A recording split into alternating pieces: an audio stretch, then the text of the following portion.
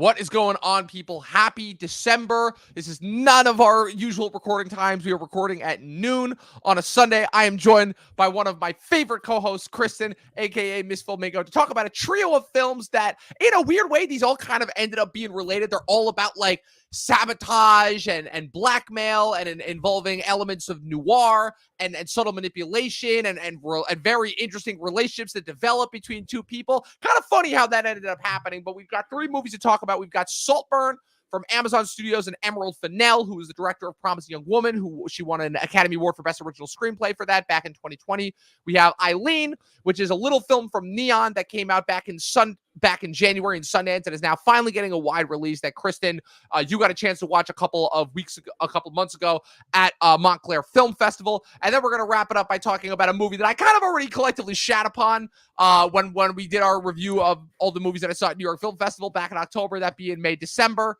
And now that it has actually hit the air, it is on Netflix, and now that the mass population has had a chance to watch it, it is definitely, I think, worth revisiting for sure. But we're talking about all of that and more. Kristen, you got anything to say before we get this started? Nothing. Let's get into the trio. Let's get into it. This is the Triple Threat. We're kicking it off. The first of the final 4 episodes of our 5th season of 2023. Stay tuned.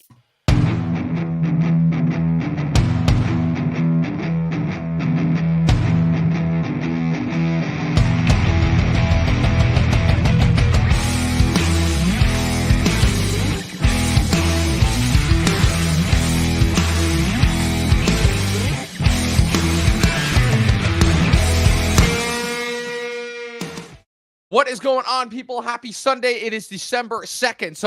December 3rd, actually. Wow, I'm already getting my days confused. So as of right now, we officially have only 29 days left of 2023. It is December 3rd. It is December 3rd. Did you say 2nd? I said 2nd, and then I corrected myself to 3rd. Yeah, I was like, wait. I know days, guys. I promise. My calendar's right there. I try to keep track as best as possible. I try not to be like everybody else. Who is on your calendar, Dom? Well, in this case right now, it's Logan Roy walking away from the tarmac, because I got a Succession themed season 3 calendar. Love that. Yes, maybe in a couple of years I'll do season 4, just so in order member berries for this year. But next year it's artwork about the different worlds of Westeros. So it's not quite Game of Thrones, but it's something a little different. So you guys will see that. I don't know. I should do like a calendar feature at some point. Talk about like all the different various sort of pop culture calendars that I've had in the past. They've mostly been, it was like Marvel for like 5 straight years, and then I finally changed it up. I did like Star Wars one year. I did Lord of the Rings one year. I think my grandpa got me like a 3 Stooges calendar one year. I don't know. Anyways, mine was Ted Lasso. Interesting. Yeah, mine was Succession for this past year. So we both got the different ones. So we are talking about a trio of films that, like I mentioned in the pre-podcast stream, we have all kind of have a little bit of something in common. These are all movies that are, in some way, it's very strange, because even though one of these movies is not about women, they're all kind of like revolving. So you have a movie about 2 guys directed by a woman. You have a movie about 2 women, and then you have 2 other movies that are both featuring 2 sets of women that are directed by guys. So I just thought that was like an interesting like comparison that I saw there. And they're all kind of like, I would say all 3 of these are probably like the best kinds of modern day noirs that we have now. Noir is not really a genre that we get a whole lot of anymore in the days of Marvels and big budget explosions and streamers and such. But now that we're pretty much like fully into award season, and after what I would say was probably the most disappointing November in a long time, like pretty lackluster. I'd say all the movies that I was really looking forward to, for the most part, disappointed. The fact that probably the biggest surprise for me that came out of that month was the freaking Hunger Games prequel is probably the funniest thing. But yeah, I think them scrapping Dune 2 and pushing that to March, it screwed over the whole month. We got a disappointing, mediocre David Fincher Netflix movie. We got another disappointing Marvel movie. We got another disappointing Ridley Scott movie. It's just been disappointments all across the board. But December usually delivers when it comes to movies. And I can say that as of right now, of the top 3 movies, it's a pretty strong start. Yeah. Definitely, because now we have entered that Oscar season, even though we kind of entered that in September. But since the strike, a lot of these films were pushed. So here they are now. And we're kicking off the conversation with probably one of my most anticipated follow-ups to a directorial debut in recent memory, I think the last time that I was this excited for a director's second follow-up was probably when Jordan Peele was releasing Us. That was probably the last time that I felt this way, where I'm like, you had a director that had such a smash hit coming out of the gates with their first feature that I'm like, oh man, I can't wait to see what they do next. You know, I can only imagine that probably is what M. Night Shyamalan fans must have felt like when they saw The Sixth Sense back in '99, and they only had to wait a year for their next movie. And, you know, now we as privileged movie fans, we have to wait like 2 to 3 years in between for our next movies from some of our favorite breakout directors. But I'm talking about Emerald Fennell, who was an actress for a long time, was on The Crown, and a few years ago was one of the only people to actually get a movie released in theaters in 2020, that being Promising Young Woman. Was originally supposed to come out in April, then because of the pandemic got pushed to December, and ended up winning her an Academy Award for Best Original Screenplay. The movie was also nominated for Picture, Director, Actress for Carey Mulligan, and is probably one of the most fascinating examinations of both the Me Too movement, but also like a revenge thriller disguised as like a Me Too poster child that ended up like being just way different than anything I could have possibly expected. It has like noir like elements to it, since we are discussing it with today's topic. So I want to really hop in here and just right now and say I'm a huge fan of Emerald Fennell. I think she's one of the great female talents we have working besides like Coppola. And I was really excited, just like you, Dom, to see Saltburn. And it was such a huge follow-up from what we saw in Promising Young Woman. I was all in it because of the cast alone. I didn't go in knowing nothing because I wanted to be surprised. So, yeah, go ahead, Dom.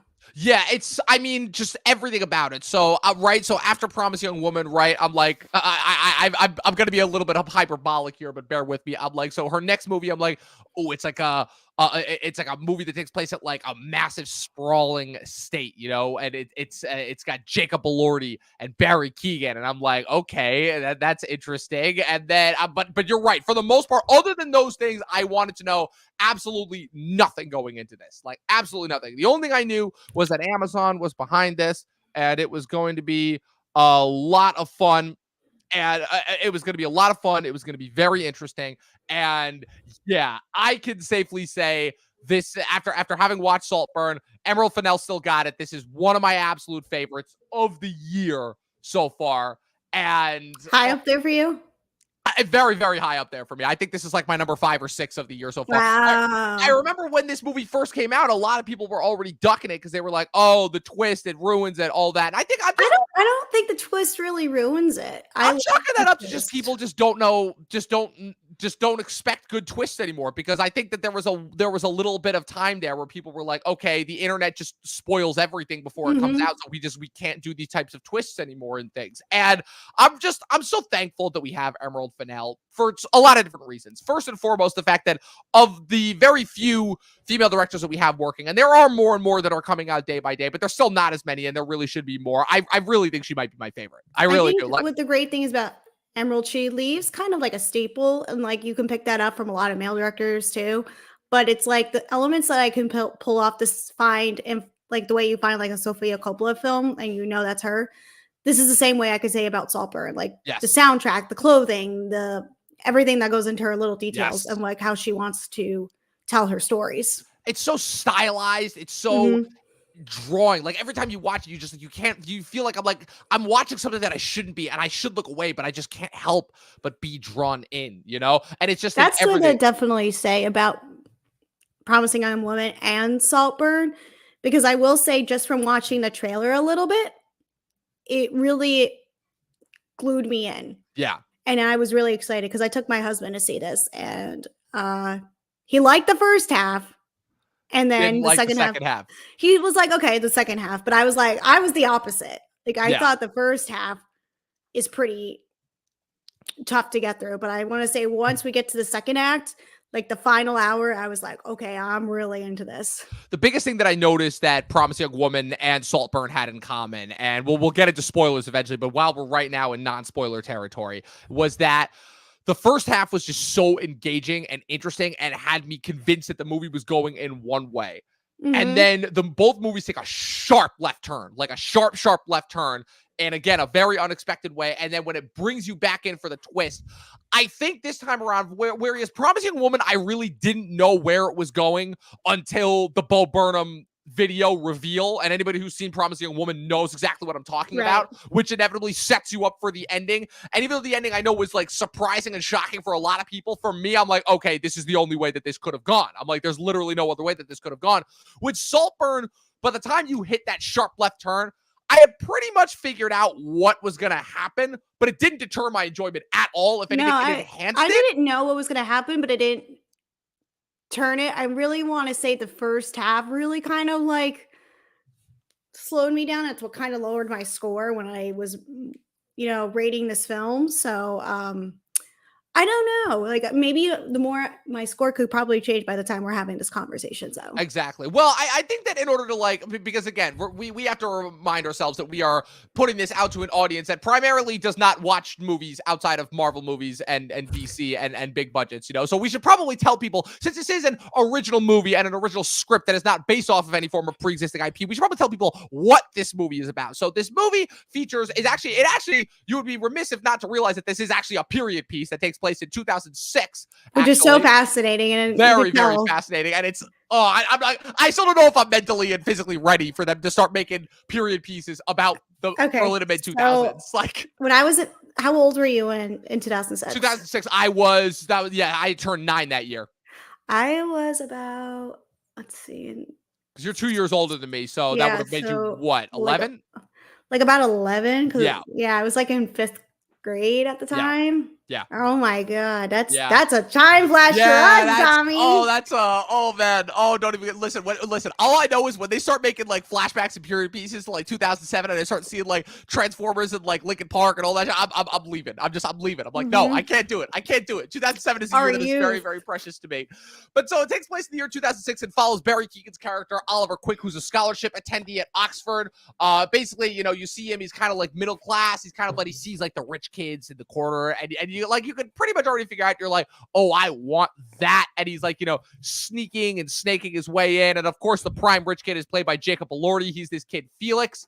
And oh man, just like that, that's just the first 10 minutes of the movie. That's before, right? You get to graduation, the first 20 to 30 minutes is them like, really forming this tight-knit relationship, this back and forth and like, I feel like to not the average person, it's pretty obvious that it's like, okay, this is a relationship that will not end well. But basically, Barry Keoghan, his character Oliver, has Felix convinced. He's like, oh man, I come from this poor, underprivileged background. I've only got the scholarship. I don't really have anything. My mom and dad are both drug addicts. And it's set to believe that, like, he like really pulls off like this element of like, I come from nothing. I'm here on my own. Well, it's funny that you mentioned that because even from the opening scene, I wasn't buying it. But again, that kept me interested because I'm like, just because of the way he dressed and acted, I'm like, he did a pretty good job as far as presenting the front. But at the same time, I'm like, there's no way. I'm like, this kid is a middle-class kid who has a normal upbringing and is just talking the talk in order to try and like get himself in with the crowd. So that was already like, I'm like, okay, this kid is already proven that he is like quite devious when it comes to this sort of thing. Like he definitely has the mind for it. And then they graduate, and then he has Felix, Jacob Elordi's character, so convinced that he invites him to stay at his family's very wealthy estate at Saltburn, which is again this massive, sprawling castle veranda. I don't even know what they call it in England, but like you guys could probably imagine it, like where the rich people stay. And the movie pretty quickly becomes this not scathing, but pretty really hilarious, like indictment of the rich, kind of, again, I was getting a lot of similar elements to Dumb Money, where it's like, okay, we're finally holding the uber rich accountable as far as just like how shallow they are and how out of touch they are. And again, that's just more of the brilliance of this movie, because this movie makes you think that it is going to be a indictment of the rich. And it is going to be, I'm like, okay, this poor kid is going to come in and show all these fucks what's what. And then after and then there's one twist that happens, and then there's another twist that happens, and from there, and this is probably where we get into the second half of the movie that Dylan was talking about, the movie just goes off the rails completely, but in the best way possible. That's when I was like, okay, so I forgive the film, for being a little bit slower now as we're going through, and but definitely that last big twist at the end is definitely what gets it. And it's funny because like I think there was I don't remember at what point, but I think it was like at the point where you see him like at the end after he's left Saltburn and he opens the newspaper to see that Richard E. Grant's character has passed. I think that's at the point where I'm like, oh, I'm like, okay, like I'd already pretty much guessed what was gonna happen, but at that point I was like, we saw okay, I'm like, so this is what's gonna happen. First thing that happens to the first family member, I'm like, I think I guess just the only thing that I got surprised by that I didn't predict was when the planning started, because my thought was he goes to Saltburn and that's when the whole plan started. What threw me off was when the reveal at the end happens. It's like, oh, he had been planning this since he fucking put the air out of Jacob Elordi's which was nuts to me. Didn't see that one coming at all. And that happens. Y'all, if you watch the trailer, that happens in the beginning of the film. And it's like, that's where it all leads to. And I was like, imagine if the kid got the scholarship, if he claims to got the scholarship, found out Jacob Elordi was going there and was like, I'm going to make this kid be my best friend. And he was like super stalkerish or something like that. Right. Because that's what it makes you think going in. Right. Because like I said, the biggest thing that the critics said coming out of, I don't remember when this premiered. I think it was either Venice or Telluride. I don't remember. Telluride. It was Telluride. Okay. So what the biggest thing that the critics said coming out of it is like, it's like a twist, a modern twist on the Talented Mr. Ripley. But I remember Paul Schrader famously said, he's like, that again, just a lot of people just did not like the ending. Now, I have not seen the Talented Mr. Ripley. Oh, but it's very good. But if I had to guess, the Talented Mr. Ripley, and tell me if I'm wrong, but the Talented Mr. Ripley does not end with Matt Damon's character getting everything that he wants. Am I correct in that? I think so. It's been so many years since I've seen it, but it's a very, very good. And then if you know what happens with Jude Law's character, you would get it. Yeah. So I believe that what happens here, right, is the fact that this movie ultimately pulls a wool over all of the critics' eyes, and that it tricked a lot of people into thinking that Barry Keoghan, while being a troubled kid for sure, was always going to be justified because at the end of the day, he had the short end of the stick compared to these rich elites that he is interacting with. And then by the time the movie ends, you realize, oh no, this kid is a fucking psychopath, like straight up twisted from the beginning. Like he's like the Joker, honestly. Literally, he also is. Yeah, exactly. That's not even a pun because he is the Joker. So, oh man, do we even how do we even address this going forward without going as well? I feel like we have to go into spoilers now. I just feel like this is the most disturbed we've ever seen Barry. In a way. Yeah, and Barry's had a track record of playing like disturbed characters too, so it's not like this is anything new for him. I feel like the most normal role to this date he has played was his character in Internals, which is so sad for me to say. He was the only character in that whole movie that made any fucking sense, so. Fair enough. But with him, I was looking at Banshees, I was looking at what he had in The Green Knight. Like, he's definitely an actor who can really change his ways and manics really easily. And I give him a lot of credit for that because he hasn't played anybody that was like this demented on this kind of level. Yeah.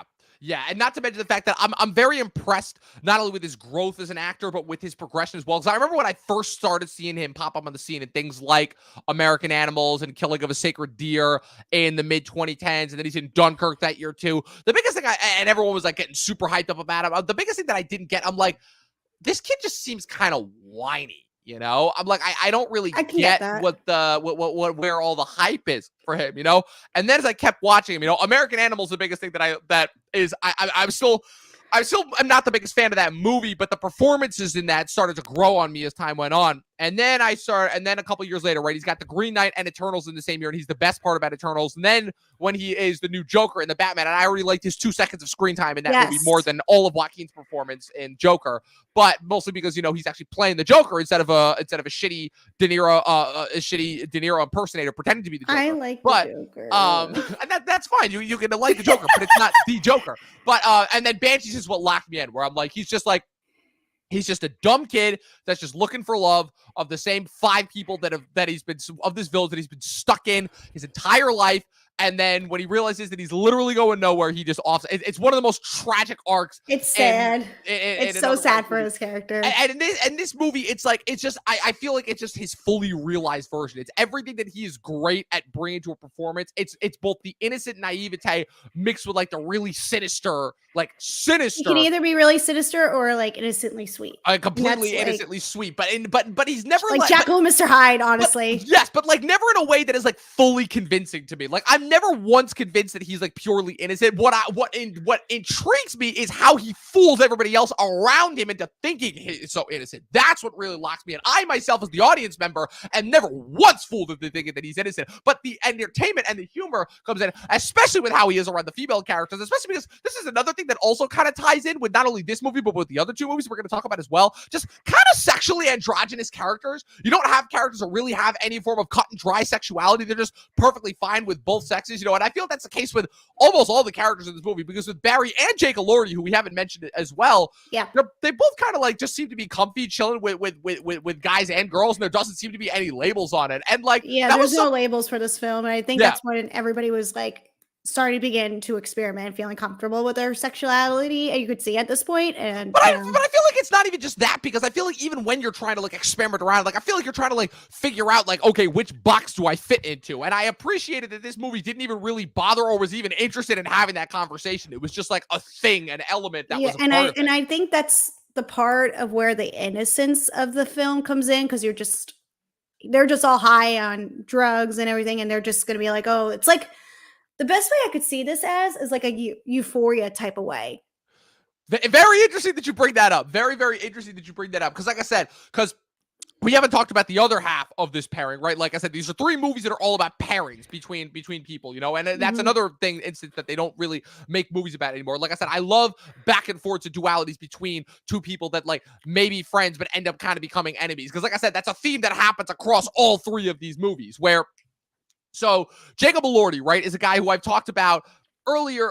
Again, another element of the New York Film Festival episode that I just was not a fan of, because I saw him and his portrayal of Elvis in Priscilla back in October, and was just like, okay, he's just doing Nate Jacobs as Elvis. Is this guy actually a good actor? And here I'm like, oh, because Emerald Fennell knows what she's fucking doing. She knows that we're going into this movie expecting to see another shitty, like, pretentious Nate Jacobs performance. And she does a very, very good job of framing Elordi as this, like, very divine, almost like godlike aura presence that Keegan just worships at the feet of, and has Keegan fucking doing some of the most outrageous things I've ever seen anybody in a movie do. Like, you want to talk about all sorts of crazy, depraved shit.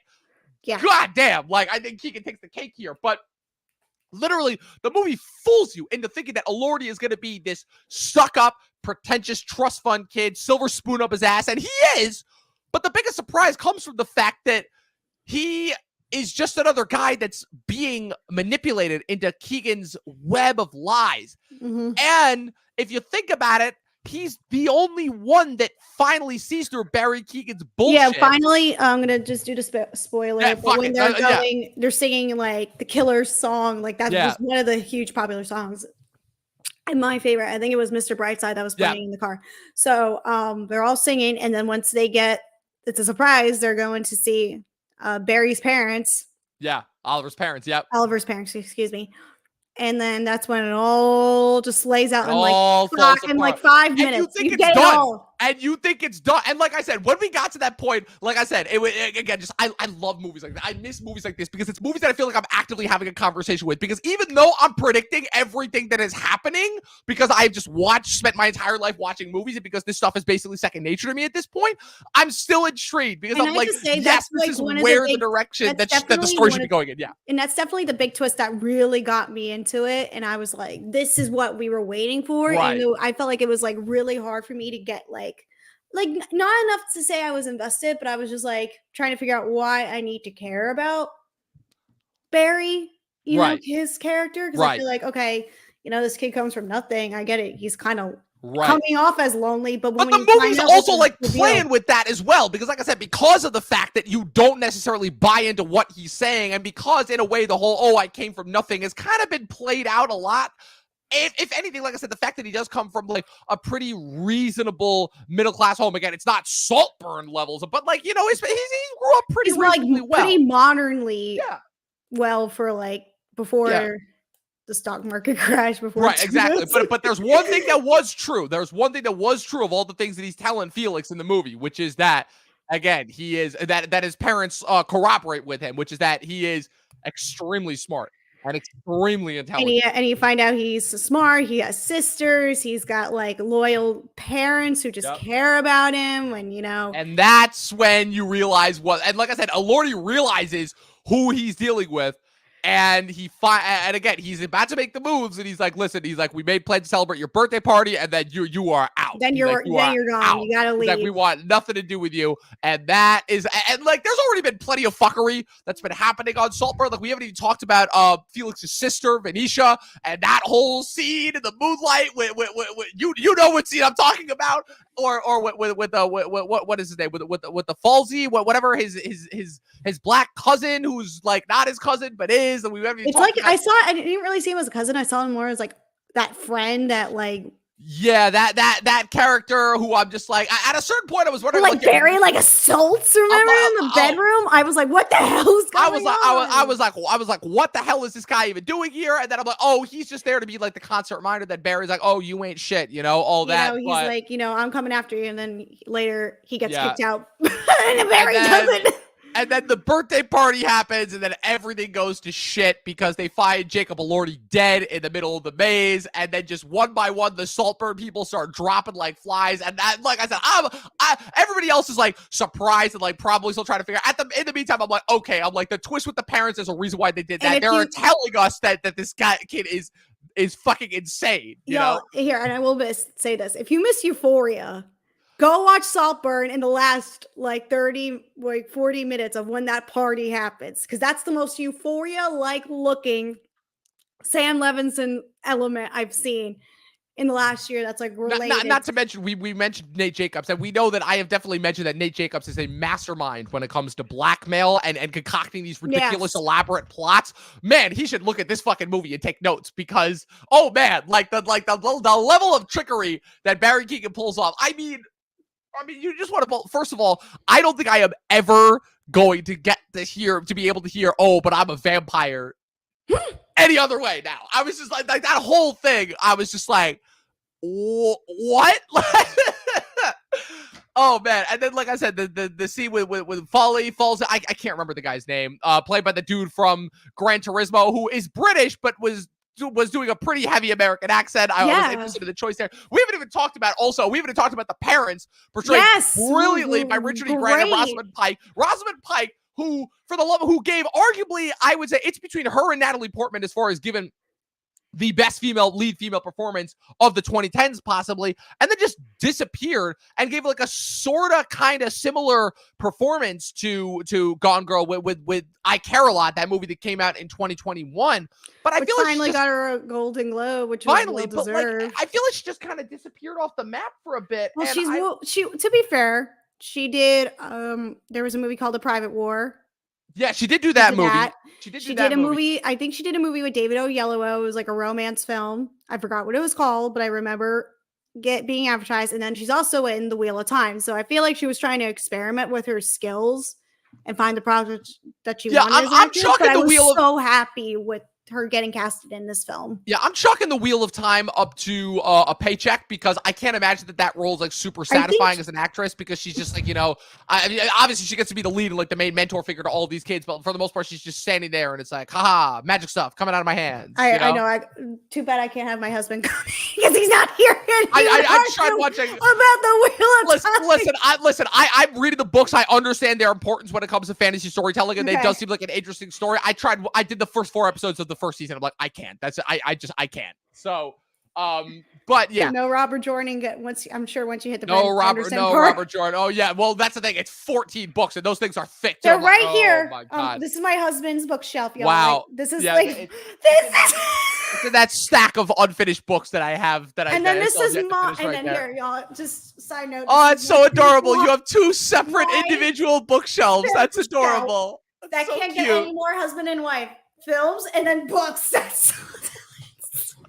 Oh my god, you guys are the perfect couple. You guys are the perfect couple. But anyways, back to Saltburn. Dude, for me, the thing that locked in Rosamund, I mean, Rosamund Pike, first of all, like I said, I was so happy to just have her back, because like I said, it's between her and Natalie Portman in Black Swan is having the best performance of the 2010s. But the minute that she comes in, and first of all, I was not expecting Carey Mulligan to be in this movie at all. She's not in it for that long. But when Carey Mulligan is a very quick second, and it's like, but when she pops in, and just the way that Rosamund Pike is talking about everyone, and the way that they're talking all this shit about Oliver's family before he even walks in, when he first gets to Saltburn, and just like, again, you want to talk about like just drawing you in, and they're just, and he's walking through just like the massive estate, and at first you're like, whoa, this is something that he's like never talked about.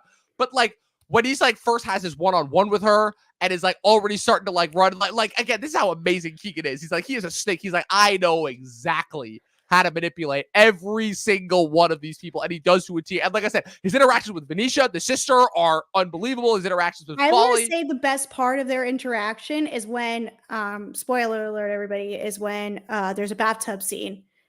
And that bathtub scene got me. I was like, because my AMC has the lounge chairs. I literally went back like this, and I'm like, what the fuck? So wait. With bathtub scenes, are you talking about when he has the blood? Not the bathtub scene, not with Jacob. The one with Venetia, the sister. The sister, yeah, and with her, and then that. I don't want to say it because I don't want to get you demonetized. Yeah, we already spoiled the Lord. He said that we can't talk about the rest of the second half of this movie without like spoiling the rest of it, but. Oh my god, that scene, and especially that it happened so quickly afterwards too. And like, it is a little bit of one of those things where we talked about this with Fall of the House of Usher, but Fall of the House of Usher kind of gets away with it because it's got the supernatural elements involved to it. This has no supernatural elements to it. But there was a certain part of me that was just took me out of it a little bit, where I'm like, if it was this many people dying within such a close proximity, wouldn't that be just a little? Wouldn't somebody be like, huh? Like, so that stretched the believability a little bit when Venetia dies so soon after. Yeah, and then you're like, after Felix, but it is the fact of like, okay, so he blamed Felix's death on Folly, and then Venetia, he put the razor blade, so and she pretty clearly killed herself. So I think it was just the fact of they were ambiguous at first about how Venetia died, and they didn't show the razor blades until the reveal at the end. So I guess that's kind of where a little bit of the believability got lost. But other than that, man, and I mean, just one of the most satisfying endings ever, because again, even though Keegan is an absolute psychopath, and really the only thing that oh my god, what were their last names? And really the only thing that I believe it was the Cattons. Really the only thing that the Cattons were guilty of were being rich and being out of touch and just inheriting all this money from their ancestors. Right. Man, just not knowing. You still feel some sort of vindication when he's just dancing through that manor at the end. That scene has to be one of the most. I haven't seen a scene like that. Let me tell you, since like where the kind of like the bad guy gets away with everything. Right. Since is like Joker, but I feel like that's like so extreme. But Joker's different because Joker to me is a big. My problem with, and I've told you this before, my problem with Joker is it is trying to make you feel so sorry for that guy, and like totally justified in all of his killings. And I'm like, yeah, but he still killed people. And here, the movie knows that the character is shitty, and it very much knows that the character is a psychopath. Yeah, and it's kind of, again, it's like the anti-hero. It's Tony Soprano, the Walter White thing. It's the fact that because they have such sympathy, but because you know that they are a shitty person. I think that's the biggest difference, Okay. It's so weird, like in order to like. But I guess where it's like the grandioseness of it, when you see Barry full frontally naked, full frontal too, just showing up, also just dancing his little booty off to Murder on the Dance Floor, and I haven't been able to stop listening to that song. Really, the first indication that they should have known that this kid was a fucking liar was when they saw it's like, oh, I'm so poor, Oxford, this is all I have, and I'm like, really? Because that body says otherwise, because he is in shape, let me tell you. That man, like, that he's says into otherwise. His workout stuff. I follow him on the Instagram, so you got to go follow him. I mean, that man. He works like Tom Hardy. He works out. He is not afraid to work it out and show it off. Yes, but man, I mean, oh man, just I don't even know what else I can say about this, just because I'm like, go watch this movie, please. And I'm happy to say I think you liked it more than me. I still really enjoyed it. and I'm kind of bummed because it wouldn't have made my favorite films of the year because I was so excited to see this, but it falls kind of short because of everything. So what is your final grade? So I gave it a 4.5 out of 5. It was not a perfect 5 for me. There were a couple things that held it back, but I think the reason is because, like I said, I went into this movie. So actually, fun fact, I actually got to this movie a couple minutes late. I missed like the first like 5 or 6 minutes, I think. You missed a lot of stuff then. I don't know. I feel like I came in and I'm like, I understood absolutely everything that was happening. But the biggest thing that to me that was apparent was I'm like, okay, I was able to not predict completely, but figure out pretty much everywhere where this movie was going. And yet it still locked me in. It just completely kept me hooked with all like the crazy shit. Like the bathtub scene where the amount of scenes that involve bathtubs that are just some of the craziest shit that you will ever see in your life in this movie are insane. But gotta Lysol that bathtub after. I mean, they got maids, they got a full cleaning staff, so you know that bathtub is clean enough to eat off of. But oh man, yeah, 4.5 out of 5 for me. Absolutely had a blast. Heavily recommend that. Again, just the scene at the grave, all the scenes in the bathtub. Oh my god, the grave scene. We didn't even get to talk about the grave scene. The scene at the end where he takes her off life support. Oh man, I gotta shut up because I'm gonna spoil this. Yeah, don't do reveal anymore. But oh man, yeah, definitely is something. A feast for the eyes. I gave the film like a 7.5 out of 10, like a B. Yeah. But it's not in your top 10 though? No, it could have been. I could recommend it at the end of the year, like as recognition, but excuse me, definitely it would just fall so short. Yeah. Excuse me. Yeah, of course. Well, so now we're going to move on to the next of the movies about an interesting pairing and about a lead character who may be a tad bit more psychotic than it would let you on. Eileen. So, Kristen, you got to see this movie early. You saw this at Montclair Film Festival. We didn't get a chance to talk about it the last time, so I'm going to let you lead this one off. Kristen, after you saw Eileen, what were your initial thoughts? Okay, so to get some context, I also read the book because it's based on a book. And it also premiered at Sundance earlier this year. And it had some pretty good reviews. So I was like, let me check this book out. Let me see how it is to go see it. And I felt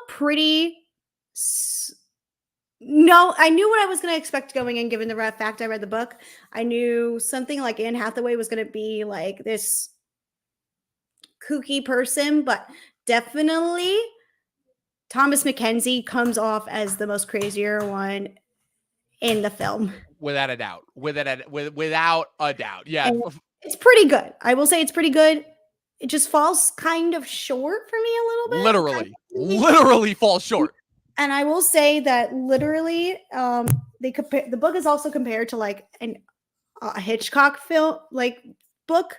And you could say that about the film. It has like very much Hitchcock related elements to it. Like given the fact that it's only like almost like a 90-minute film, and that's how Hitchcock liked his films, were like an hour and a half, so that you could save the time, figure out the mystery, bam, bam, bam, bam, bam.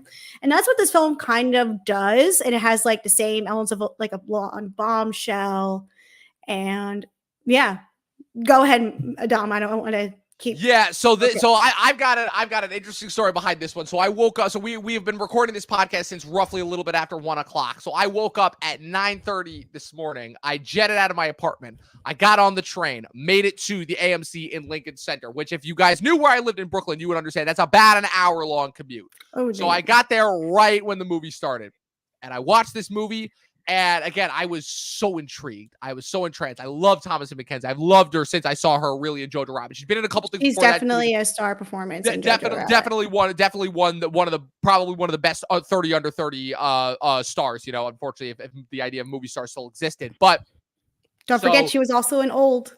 Well, she wasn't old. Yes, my favorite bad movie of 2021, and what's it called? And I know she was in that movie with Ben Foster, Leave No Trace, in 2018. But so I see that movie, and she was in whatchamacallit, Last Night in Soho. Last Night in Soho, yes, also an underrated one. I know Edgar Wright hasn't been as favorable since he left the Cornetto trilogy, but I've liked both of his movies that he's done post that. So I've been looking forward to this movie since I heard about it at Sundance. I was very sad that there were no virtual screenings available because I'm like, Thomas and Mackenzie and Anne Hathaway. I'm like, I don't even care what the premise is. I'm like, if it's going to end up being, I thought it was, again, going in, like, I thought it was going to be like a lesbian drama. And then it turned out it was not that at all. Like, at all. I feel like It kind of is, given the fact that not only that it's been played at a lot of like besides Sundance and like other film festivals, it's been Right. played at a lot of LGBTQ film festivals, which I also Right. want to acknowledge since I got like press notifications for that. So I But just I want to also just feel acknowledge like that, that, but I yes. understand why it could also be argued.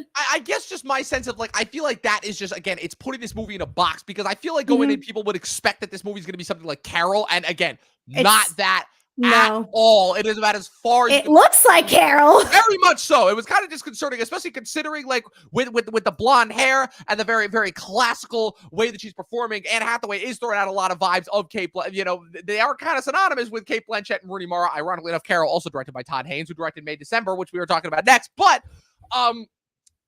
yeah, so in order to basically give a breakdown of what this movie's about, Thomasin McKenzie plays the titular character Eileen, who works at this prison in the 1960s. Doesn't really have a lot going for her. She kind of, again, she has this ritual. She goes to work. She takes care of her drunken former police chief father, Who's played just by Shea Wiggum.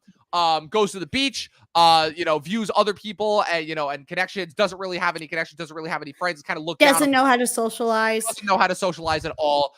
And in comes her savior, this new prison therapist, this blonde, captivating bombshell played by Anne Hathaway in all of her gloriousness. Can we just finally solidify that regardless of your personal thoughts on Anne Hathaway, she kicks ass as an actress? She does a really good job with this film. She's never given a bad performance to me. I will say that, like, I was kind of like curious why they kind of casted Anne Hathaway for this, but with the performance that she gives for this movie, it's literally to the T on how she is in the book.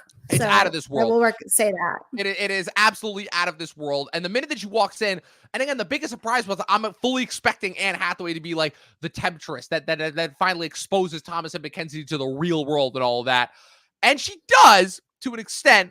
But what happens is that awakening may awaken some other urges in Eileen that again just makes it just a little bit easier, because throughout the movie is having these like frequent cut tos of her like daydreaming, and her daydreams are not exactly that indicative of her being stable to begin with.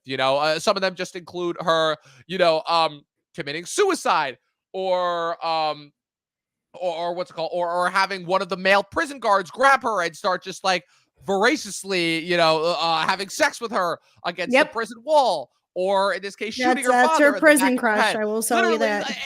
I think it's very telling that this movie is set primarily at a prison, because the whole it's the underlying theme of the whole movie, where again this is a character who is literally just finding a way to break out of her prison, and by the end she does. But I think the biggest thing that kind of holds this back from like being its true like what could like this movie has the potential to be great. It's very, very good for what it is. It was very good. It was never a moment where I was bored. I love the relationship, the back and forth between Hathaway and McKenzie, probably one of the best 1-2s of the year.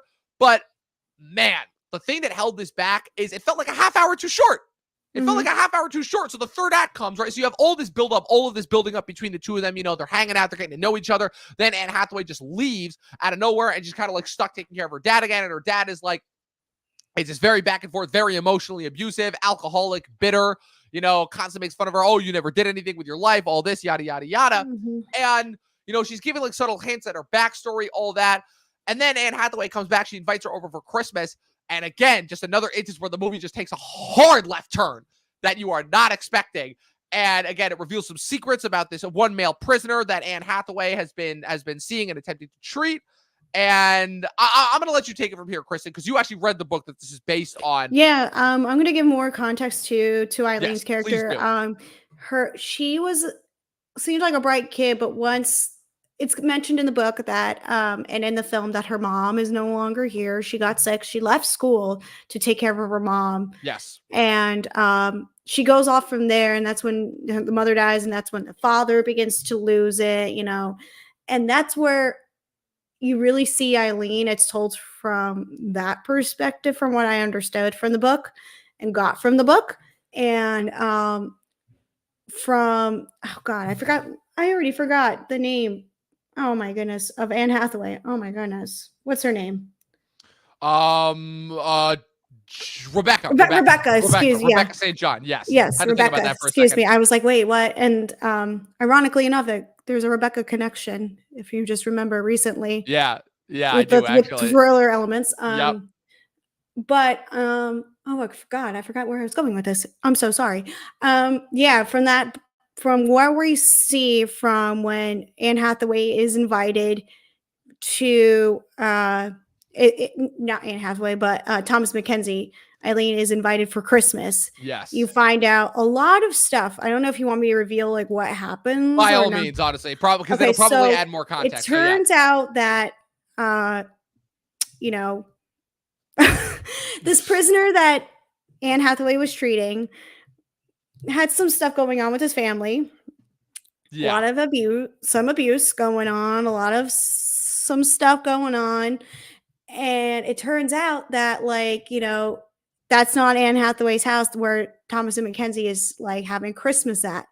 It's at the prisoner's kid's house, where his house he grew up in. And then you're like, what do you mean this is not her house? And then in the basement is the kid in prison's mother in the Yes. basement. And then you're like, oh crap. Where? Yeah. Oh You're yeah. like, what? You thought Anne Hathaway was this like saint trying to treat these kids and taking in Eileen as like her only friend, but no, she had sinister plans to help this kid out and not have these demons held, and having that kid's mother be held accountable for not doing anything. And a gun is involved and stuff happens in the basement, lots of yelling, screaming, potential dead body, which it probably is in the end. And then you find out Rebecca just dumps Eileen. She's like, we're gonna get out of this town together, we're gonna go to New York, we'll figure this out together.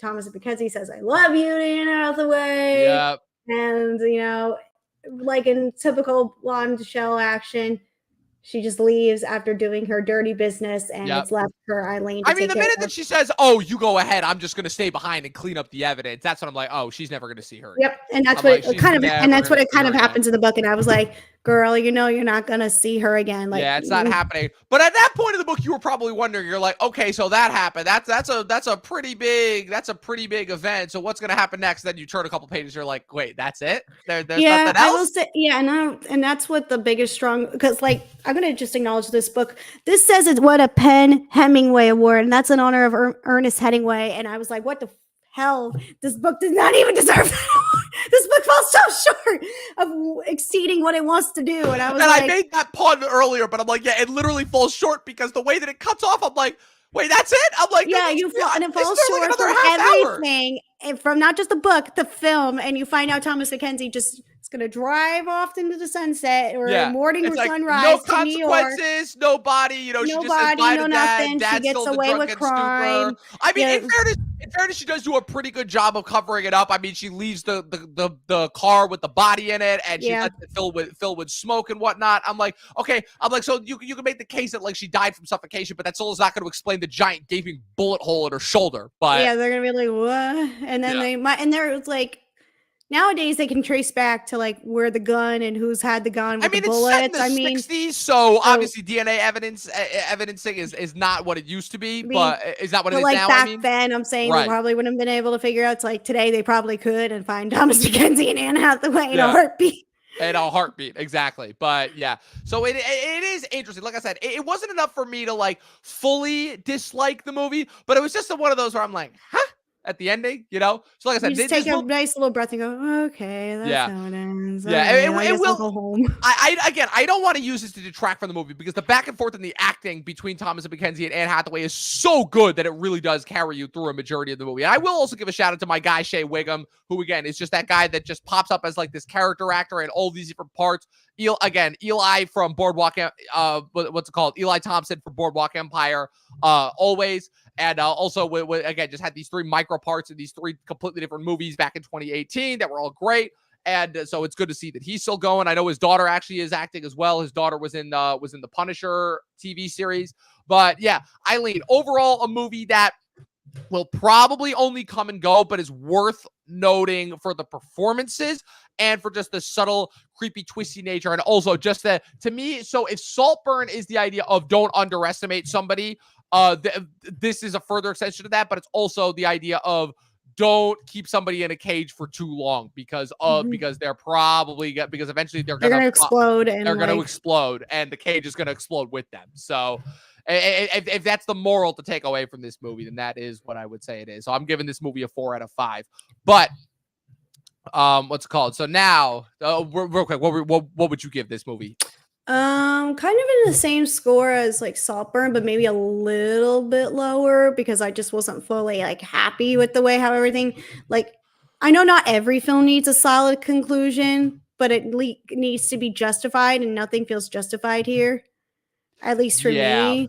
So I'm giving it like a 7. I wouldn't say it's not justified. That's not the word I would use. I would say that it comes off as just leaves a lot. There's a lot left on the table. So I would say it doesn't it like allows you to make up the ending up to your own interpretation. Right. But given the fact I read the book and knowing how it ends like that, I was like, unresolved is the word that. And it doesn't feel resolved here, even in the film. Like I thought we could have gotten a little bit more of a resolution, but we don't, and it kind of deserves it. Yeah.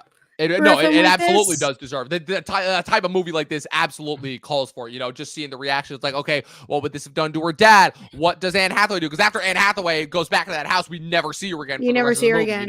Does Thomas and Mackenzie go on the run? How long does she stay on the run? Does she potentially try to seek out revenge? What does her new life look like? There's like so many different questions and possibilities as far as where this could have gone that I'm just like, man. And I know it's just like that falls short of that for me. So it's like a 7 out of 10. Maybe like a C+, maybe. Yeah. Like I said, I would give it a 4 out of 5. It's not low enough to be a 3.5, but I would say it's a 4 out of 5 for me. Okay. So, cool. And now moving on to the final movie of the trio. Yes. So May, December. So as you know, again, everybody in the podcast can say I am a giant hypocrite. I will fully admit now, I can say now, after having rewatched this, I started rewatching it last night. I got through about the first half. I'm going to finish it later on today, but fuck, this might be one of my favorite movies of the year now after rewatching it. Now that you changed it? Now that I changed it. No. Okay, so I'll explain it. So as you know, and as a couple of people know, I fell asleep during my initial screening of this. It had been a long day. I was very, very tired. I couldn't focus on it at all. And just the first 10 minutes of this movie when I watched it, you want to talk about just emulating Hitchcock with the score, with that overly ridiculous score and the snap zooms and everything. Like the snap zooms are so stupid. They're so stupid and dumb. And I couldn't. Oh my God, my jaw was on the floor because I'm like, I don't know if this movie is trying to make fun of this or if it is like trying to take this seriously, but I think it like hits it like perfectly down the middle, right? I'm not going to repeat anything that I already said on the podcast about it 2 months ago because anybody who has seen this now that is on Netflix can watch this, but oh my God, there was just something so much more captivating and so much more interesting about the characters that I just could not get before. Charles Melton's whole performance, how you want to talk about playing the guy. You want to talk about a guy, absolutely, but you want to talk about a guy who is just in a cage and knows that he's in a cage the whole time, and it's just like slowly becoming more and more aware of it.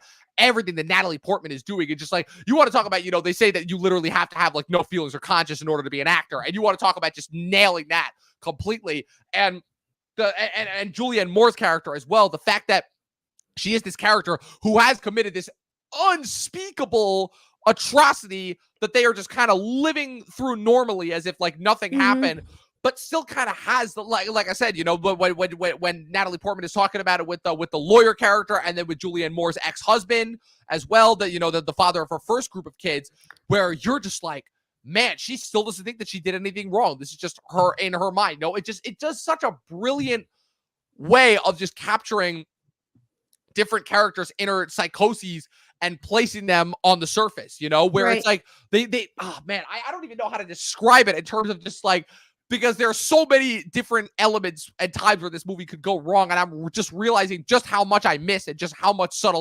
how much context is necessary in order to like really get a firm grasp of that. Have you rewatched this? I haven't rewatched it since, and I kind of feel like maybe I should, but I haven't urged myself to get the idea to, because the one thing that really bugged me, and I guess that gives credit to Julianne Moore, is how she doesn't give like the sense of she didn't, like what you said, didn't do anything wrong, and just knowing that would give this person kind of like a spotlight for a character like this, knowing Right. that she got away from assaulting like a minor. Yeah. And that, like, to me, it kind of like not essentially like gives a light and not tries to glorify it. I'm trying not to get in a way where it's I like wouldn't say that it it's not glorifies it It's though, but never it's just like giving glorifying it like it's like not like so much glorified. Yeah. Maybe I'm using the wrong word for Is it. it the fact that it's not really indicting it either is the issue? Yeah, I think that's the big thing Right. from me for that because So I just so that's an interesting point. And to that, I will say, if anything, and I because you're right, because I think that's kind of what threw me off too at first. My issue was with it the first time that I saw it was I'm like, okay, nothing really happens. And I'm realizing now that that's because I fell asleep and I missed like a decent amount of things that actually were important to it. My thing upon rewatching this is that I'm like, okay, so the movie, right, is not glorifying it, but it's not indicting it either, right? But what is it doing, right? Natalie Portman's an actress who is studying her because they are making a movie about this. about it. So And what I is think it that's actually what trying kind to of say? bugs me about that Right, too. right. So what I'll say to that is I realized this time around, I'm like, I see what this is doing now. I'm like, this is not an indictment on people who do this sort of stuff necessarily, because I think that the filmmakers and the screenwriters in this case are smart enough to understand that people, unfortunately, are going to do this because this is just what happens to certain people. What the movie is actually doing is it is an indictment of us for glorifying this stuff by continuing to watch it.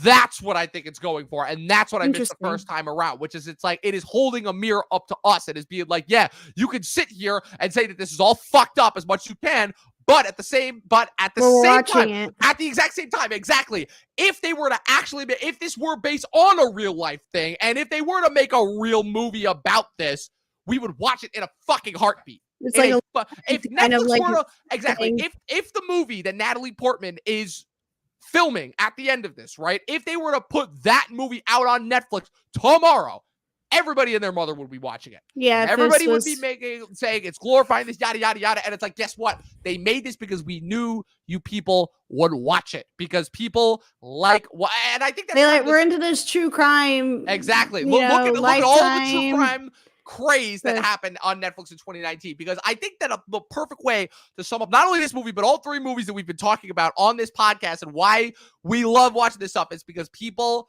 like watching depraved shit. Not everything is sunshine and rainbows. Nobody is good. People like watching depraved shit. And if I'm being completely honest, everybody that calls out movies like this for glorifying this stuff, for the most part, is a little bit of a hypocrite, because at the end of the day, the stuff is intriguing because we find it interesting. If we didn't find this stuff interesting, they wouldn't make movies about this, but we do. Now, that being said, like I said, if this were a worse, weaker movie that, like you said, was trying to openly glorify Julianne Moore and Charles Melton's relationship, then I would be singing a completely different tune. But I don't think the movie ever does, because the movie is at from the opening scene when Natalie Portman first arrives there is telling you, no, everybody that is around them does not like this and knows that this is not normal, you know? Even some of their closest friends are being like, yeah, and knowing the fact weird.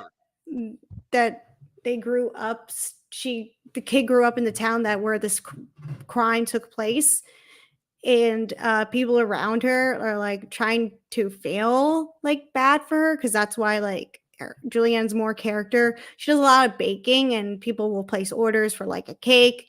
Right. Sometimes they cancel, like what we see in the film. And it's like, you know, some people are just not comfortable with her presence there. And I'm just shocked she didn't be like, you know, we should move. And the fact that, you know, she did have the relationship after she got out of, you know, her time in the jailhouse. And, you know, it's like, you know, the kid chose to be with her. And you know. Right. Which I don't even like. I don't like either, and I think that's like it's interesting for the story, but I don't like that personally. When I was like looking at my own thoughts, and I was like, no, but the biggest thing to me, the big thing that comes out of it though is Charles Melton. Melton, exactly, and I think that's his performance is 10 times better than Julianne Moore's and Natalie Portman. They're both very good, but it's Charles Melton's character who ultimately like shines. And he just won the award for New York for that. And this is just a guarantee. at this point he could get nominated. He will get nominated. I'm fairly convinced of it, especially because I think that the reason why his character is the most interesting is, like I said, very similar to Thomas and Mackenzie's performance, but in a completely different show of it. It is a character who realizes that he has been kept in a cage, and he's only now starting to realize it at 36 years of age, because you see it in the conversations with his dad, you see it when he sleeps with Natalie Portman's character, you see it with the interaction with his son on the roof, where again he got into this thinking he's like, oh yeah, I'm set for life, because again, if he gets into it as a 13-year-old kid, again, as somebody who was a 13-year-old boy at one point, I completely understand the mentality. He's like, yeah, I'm getting into it with this, super rich woman, she's going to take care of me. I'm never going to have to work a day in my life, and I just get free sex out of it. It's like a win-win-win across the board. But now that he's older and is on the other side of it and has the benefit of hindsight, and now because the whole thing, right, is that the whole thing that is expressed is that, what is it? Growing up, he was friends with Julianne Moore's son from her first marriage, right? And so they got a job at a pet store. They both got a job at a pet store, right? But what I'm saying is that, right, so Julianne Moore has other kids as well that now also have kids that are about to go off to college, right? And her and Charles Melton's two kids, they have twins that are about to graduate high school and are about to go off to college. So now he's about to be in a position where he's like, oh no, I no longer have any barriers between myself and Julianne Moore. Yeah. And like, that's kind of like the final indication of him realizing is like, that's the final true loss of innocence, because at the very least, even if he realized that he may have been able to preserve some of that innocence with the raising of their kids, because again, he's closer to them in age than their mom is, like you got to assume, right, they say at the beginning of the movie, he's 36 and the kids are about to graduate high school, so you got to assume they're 17, 18, so and he's getting along with his kids too, given how young they are, given the scene on the roof. Right, but you think about that and you're like, yeah, I'm like, he was not that much older than them growing up, because his oldest is in college, so you got to assume she's like 20, 21. That's what, a 10, 11 year difference. So when that old kid was 15, he was probably only 26, 27. That's not that much of a difference. It really isn't. It really, really isn't. It seems like a lot when you are that age, because you're a 15-year-old looking at a 20-year-old, whatever, and you still have a lot of growing physically and mentally and all that. But just in its pure numbers wise, it's not that big of an age difference. So just kind of the mental grappling that movie does. And then you get into Natalie Portman's character and just her motivations in general, because the movie doesn't exactly tap into her need or motivation as far as why she wants to pursue and play this character. But that's where, again, a lot of the celebrity and indictments of us, because that's where we get into the other side of thing, right? The Hollywood side of it, right? Where Hollywood, I think it's safe to say, is comprised of largely depraved people. It's why we get the movies that we get. It's why we get the stories that we get. But in terms of just capturing, for lack of a better word, all of the negative stereotypes that actors have been known for, but more of the depraved side, not so much the egotistical and narcissist sides, but more so just the whole, oh my God, what kind of unresolved trauma and shit have you just not been able to grapple with, the only way that you know how to grapple with it is to pursue these really dark and messed up performances, Yeah, and that alone is the messed up performances, is the trauma that, Charles has. Yes, as exactly. Especially given that the two of them do end up hooking up. And that was definitely the scene that really is one of the best scenes in the film, besides the mirror scenes that Julianne Moore and Natalie Portman have in the mirrors. There's a couple times where they have mirror scenes, which I think are the true standout points. And then the time when Charles and Natalie Portman hook up, and then it's they talk, and it's he lets it out, and that's where you really see that side in this side to Charles, as an actor. Yes. You never really seen before, because he's known as one of the Riverdale kids. Right, exactly. He replaced Ross Butler on the show, and then he went on to do some other things. In fact, he was on an episode of Poker Face. If you remember, he was on The Drive. Yes, he was in Bad Boys for Life. That was the first thing I saw him in. Oh, really? Okay. Yes, yeah. I think I remember him. He was in that, but I didn't see Bad Boys for Life because.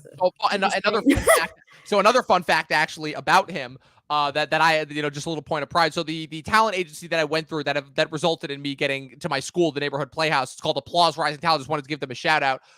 Charles Melton actually went through that agency as well. So Amazing. yep. So that's another little connection. I didn't put two and two together because I saw him. I'm like, wait a minute, he looks familiar. Then I checked. I'm like, oh, that was the guy in Bad Boys for Life, And so I remember that from a couple years ago. So that was just like another interesting little tidbit. So like I said, I haven't finished it entirely, but I can already say that, like, after the rewatch and just getting so much more from it this time than I just did the first time, I already bumped it up. This is a 4.5 out of 5, and this may make my top 10 of the year, which, again, I am the biggest fucking hypocrite on the planet. I admit it. We'll see if I feel the same way about The Killer. I don't think I will, but I could always be wrong. But and Ferrari, because I'm going to rewatch Ferrari when that comes out at Christmas as well. But yeah, I am very much enjoying it. I'm very much looking forward to it. And like I said, it may have a spot on the top 10. I'm so I don't know if I'm going to see Ferrari. I've seen a lot of people say the same results you had when going to that screening. So but for me, yes, I'm trying to look back from my review what I gave this film. I think I gave it like a 6.5. Because I really Charles Milton really saved it for me. I just think the direction brought me. Oh no, a 5.5. I was really, really shitting on that film. I'm so sorry, but like maybe now if we talk about more, it might be higher up. But right now it's at like a low score for me because I just wasn't a fan of the direction from Todd Haynes, and knowing that this is like for me his weaker film, and I know he's done great things with Julianne Moore. Safe is so good. If you haven't seen Safe, it's definitely a watch from Julianne Moore herself.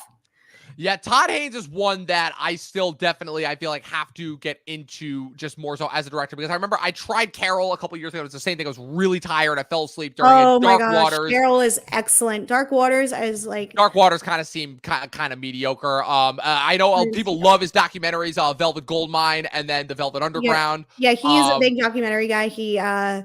Christine Vachon is like a longtime producer who has worked with him. He has speaking of which, there's a great book I recommend everybody it's called The Killer Room. It's not on this book, my shelf, but it's on my other bookshelf. Excellent book. And it talks about her producing and working with Todd Haynes. So recommend that. They're a great producing partnership together. So also, Todd Haynes also directed the 2007 Bob Marley biopic, I'm Not There, as well as the 2011 miniseries Mildred Pierce with Kate Winslet. Yep. Yeah. I only know of Todd Haynes because from going to graduate school, he was a friend to a lot of the professors that I had.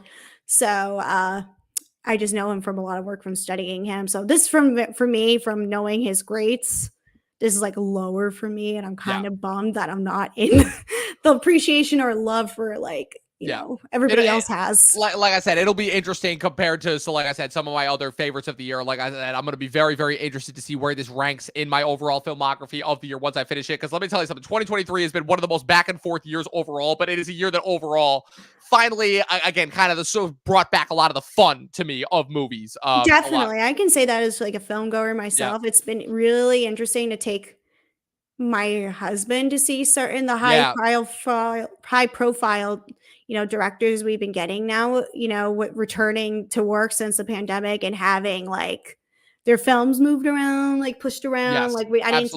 And also, you just look at the caliber of directors that have put out movies this year, regardless of where you rank on them. We had movies this year from, again, Chris Nolan, Greta Gerwig, Martin Scorsese, David Fincher, Yorgos Lanthimos, Todd Haynes, Jonathan Glazer, finally, for the first time since 2014. What's it called?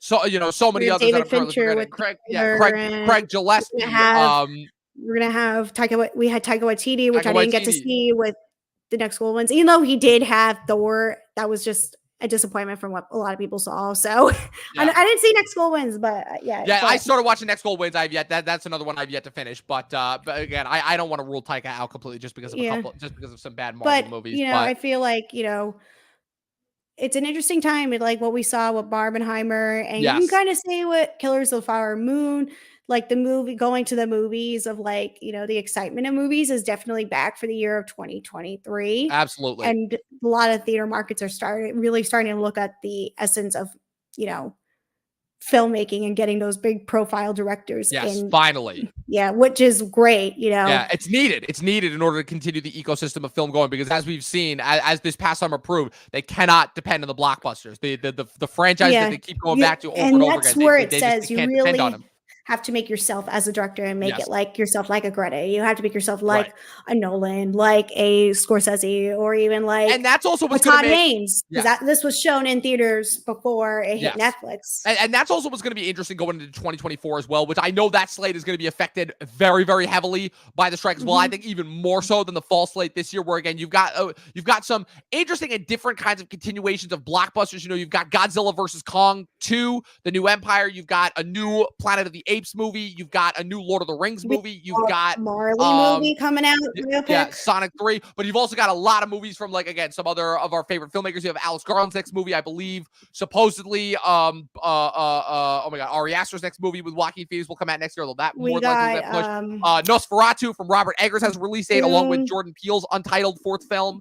We have Dune 2, don't forget. Dune 2 in March. Bong Joon-ho's next movie, Mickey 17. I'm so excited for that. To name a few. So yeah, The Fall Guy from David Leitch with Ryan Gosling, which is going to be the new movie that kicks off the fall. So yeah, we've got some stuff to look forward to. But yeah, it's going to be very interesting. Stuff to look forward to, but it's going to be so interesting with the strike. But I feel like films like the Oscars stuff that's going to come out like in January, or some of the stuff that's going to come out like in the spring, we should be okay with, you know, Dune and Fall Guy, and, you know, then we'll have summer, and it'll be an interesting summer, because that's when of course the strike gets really affected. So yes, exactly. So we will be keeping track of all of that and more. But for right now, like I said, we have 3 more episodes of the podcasting year of 2023. Next weekend, Dustin and I are going to be recapping Poor Things, The Boy and the Heron, Leave the World Behind, and The Zone of Interest. And the following weekend, I will be talking about one of the strangest double holiday drops of all time with Wonka